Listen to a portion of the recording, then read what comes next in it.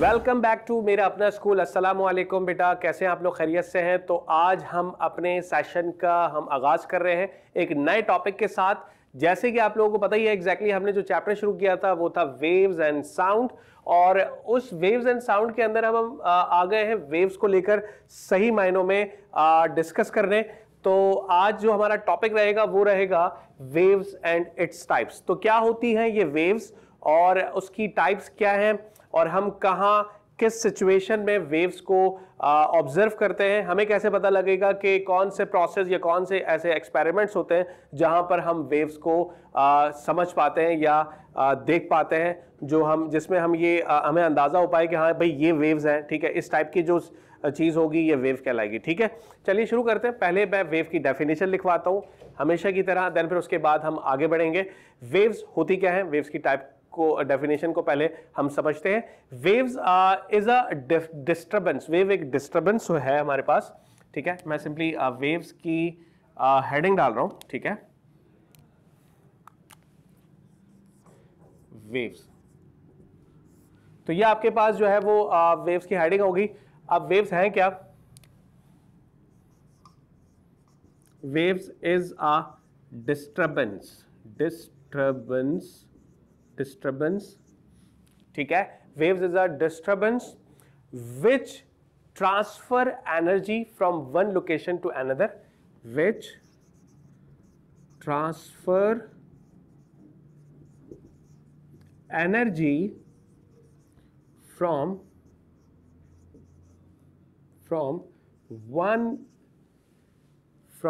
ये वन हम नीचे लिख लेते हैं, from one location to another, ठीक है, to another location। ठीक है, without transfer of mass, without transfer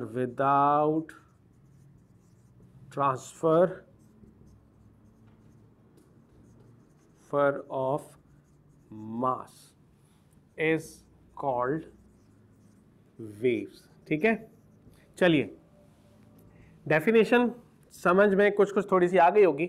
wave एक डिस्टरबेंस होती है। ठीक है, और ये डिस्टरबेंस पैदा होने से किसी भी सिस्टम के अंदर आप क्या कर सकते हो, एनर्जी का ट्रांसफर कर सकते हो, पर मास का ट्रांसफर नहीं कर सकते। Still you are confused, no problem, हम एग्जाम्पल लेते हैं। एग्जाम्पल मैं ये ले लेता हूं, हम मानकर चलते हैं कि दो लोग हैं, दो बच्चे कंसिडर करते हैं या दो लोग कंसिडर कर लें। यहां मैंने ड्रॉ कर लिया कि ये हमारे पास दो लोग मौजूद हैं। ठीक है, कुछ इस तरह से, दूसरा बच्चा या दूसरा बंदा यहां मौजूद है। अब इस सिचुएशन पे जरा गौर कीजिएगा। यहां मैंने दो बच्चे बना दिए, बेसिकली दो बॉयज हैं यहां मौजूद हैं। अब क्या हो रहा है कि ये बच्चा जो है बॉल थ्रो कर रहा है। ठीक है, ये बच्चा बॉल थ्रो कर रहा है। अब जब ये बॉल थ्रो करेगा तो एग्जैक्टली बॉल का कुछ ना कुछ मास होगा। ठीक है, तो आपने यहां नोट किया ये बॉल थ्रो किया गया इस बॉय ए से, और जो बॉल कैच कर रहा है वो है बॉय बी। ठीक है, ये बॉल जो है वो ट्रांसफर किया गया फ्रॉम बॉडी या बॉय ए, और जो कैच किया गया वो बॉय बी ने कैच किया। तो आप गौर करें, यहां पर मास का ट्रांसफर हुआ है। सोचकर बताएं, सोचें, क्या मास का ट्रांसफर हुआ, क्या एनर्जी का ट्रांसफर हुआ? तो गौर करें, जब आप ऑब्जेक्ट को या किसी बॉल को थ्रो करते हो तो आप काइनेटिक एनर्जी लगाते हो। ठीक है, एग्जैक्टली जब आप काइनेटिक एनर्जी लगाओगे इस बॉल को थ्रो करने के लिए, इस दौरान ये बॉल जो है वेलोसिटी के साथ ट्रेवल करता हुआ जाएगा, और जिसने कैच करना है उस वक्त भी बॉल किसी न किसी वेलोसिटी के साथ आ रहा होगा। तो जब वेलोसिटी किसी भी बॉडी के अंदर एग्जिस्ट करती है, जब वेलोसिटी किसी भी बॉडी के अंदर एग्जिस्ट करती है, वो बॉडी जो है वो एनर्जी कंज्यूम करती है, और उस एनर्जी को हम काइनेटिक एनर्जी कहते हैं। काइनेटिक एनर्जी का फॉर्मूला क्या होता है? 1/2mv²। यानी वेलोसिटी अगर बॉडी के अंदर होगी तो उस वेलोसिटी, और ये आपका वो मास हो गया, जो मास बेसिकली जिस वेलोसिटी के साथ चल रहा है, जिस मास को लेकर हम वेलोसिटी की बात कर रहे हैं, तो ये वो मास हो गया, और वेलोसिटी, वेलोसिटी यानी v से रिप्रेजेंट होती है। मास और वेलोसिटी के कॉम्बिनेशन की वजह से जो एनर्जी बॉडी कंज्यूम करती है उसे हम काइनेटिक एनर्जी कहते हैं। तो यहाँ उसकी काइनेटिक बॉडी की एनर्जी होगी एग्जैक्टली काइनेटिक एनर्जी के साथ मूव करता हुआ आएगा, यहाँ पर भी इसकी काइनेटिक एनर्जी होगी, और जैसे ही वो बॉल कैच कर लिया जाएगा तो यहाँ अब काइनेटिक एनर्जी खत्म हो जाएगी क्योंकि वेलोसिटी स्टॉप हो गई, आपने बॉल को कैच कर लिया। तो आपने देखा कि यहाँ मास का ट्रांसफर तो हुआ, मास का ट्रांसफर तो हुआ, लेकिन क्या मास का तो ट्रांसफर हुआ और साथ साथ एनर्जी का भी ट्रांसफर हुआ, ठीक है, एनर्जी का भी ट्रांसफर हुआ। तो मास क्या था, वो बॉल था, उसका एग्जैक्टली कुछ ना कुछ मास है, तो मास किसी एक जगह से फेंका गया, यानी बॉल किसी एक जगह से फेंका गया और दूसरी जगह बॉय बी ने उस बॉल को कैच किया, तो मास ट्रांसफर हो गया और यहाँ एनर्जी भी ट्रांसफर हुई। तो क्या ये वेव है? नहीं। वेव के बारे में हमने पढ़ा था कि वेव एक ऐसी डिस्टर्बेंस होती है जिसकी बुनियाद पर सिर्फ और सिर्फ ट्रांसफर ऑफ एनर्जी होती है from one location to another location, but without transfer of mass, mass transfer नहीं होता। इसका मतलब क्या होगा, ये वेव नहीं होगी। अच्छा, हम एक दूसरी सिचुएशन की बात करते हैं। चलिए दूसरी एग्जाम्पल लेता हूं।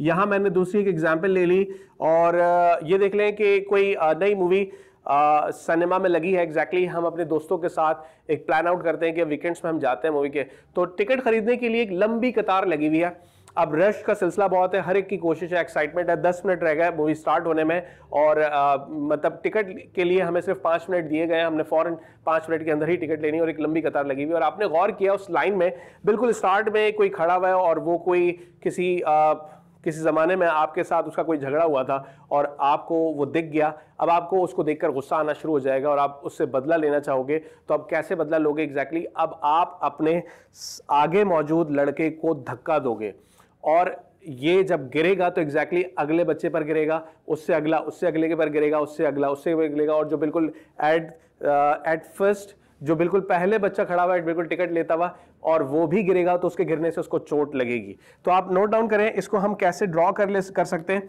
यहाँ जो है यहाँ से टिकट ली जा रही है, ठीक है, हम मानकर चलते हैं यहाँ से टिकट ली जा रही है और ये कतार लगी हुई है लड़कों की, ठीक है, ये उन लोगों की कतार लगी हुई है जो टिकट खरीद रहे हैं, ठीक है, तकरीबन यहाँ को इस तरह। अब जब आप इस पर ये जो लास्ट बार ये आप मौजूद हो, अब आप जब इस पर फोर्स लगाओगे, आप जब फोर्स लगाओगे तो फोर्स लगाने की वजह से ये बच्चा आगे गिरेगा कुछ तरह और ये उसके आगे गिरेगा और ये जाकर किसी यहाँ कोई रॉड लगी हुई है उस पर उसका जाकर सर लगेगा। तो एग्जैक्टली और आप अपना बदला लेने में कामयाब हो जाओगे। तो आपने देखा ये हमारे पास एक ऐसी सिचुएशंस बाज़ औक़ात बन जाती है। तो यहाँ क्या मास का ट्रांसफर हुआ या एनर्जी का ट्रांसफर हुआ? आप क्या कह रहे हैं?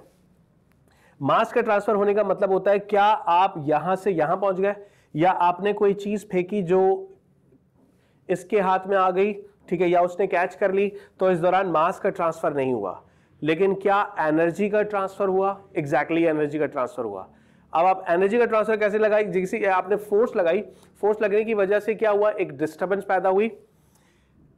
इस बॉडी, ये बॉडी जो है वो आगे की तरफ हिट करेगी, ये बॉडी फिर उसके आगे की तरफ गिरेगी। तो इस तरह करते करते एनर्जी की वजह से, ये एनर्जी जब लगेगी तो एनर्जी की वजह से ही, आप गौर कर रहे हैं, एनर्जी की वजह से ही किसी न किसी रफ्तार के साथ ये बॉय जो है वो आगे गिरेगा, ये भी किसी न किसी रफ्तार के साथ आगे गिरेगा। तो इस तरह एनर्जी का ट्रांसफर होता रहेगा। तो यहाँ एनर्जी का तो ट्रांसफर हो रहा है पर मास का ट्रांसफर नहीं हो रहा, ठीक है।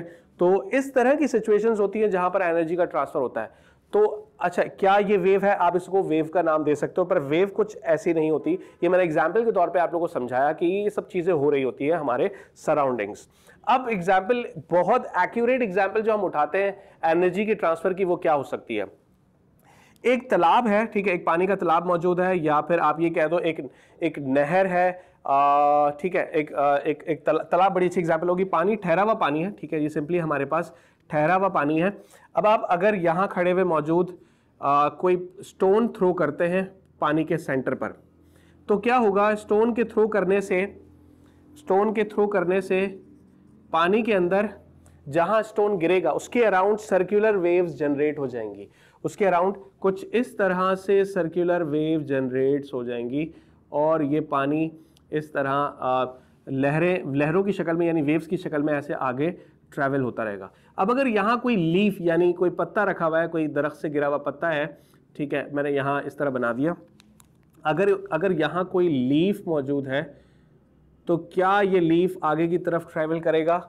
नहीं ट्रैवल करेगा। एग्जैक्टली वो क्योंकि पानी के सरफेस पर मौजूद है, वो आपको लहराता हुआ हिलता हुआ तो डिस्टर्बेंस तो उसके अंदर महसूस हो रही होगी, क्योंकि जिस सिस्टम पर वो लाई कर रहा है वो पूरा सिस्टम जो है वो उसके अंदर एक डिस्टर्बेंस पैदा हो गई है। तो ये मास अपनी पोजीशन पर ही रहेगा, अपनी पोजीशन नहीं छोड़ेगा। कुछ ना कुछ चेंज आ सकता है पोजीशन के अंदर, पर जहां तक जैसे आपने नोट किया कि भाई आप यहां तक लीफ को लेकर आना चाहते हो, आप नहीं लेकर आ पाओगे।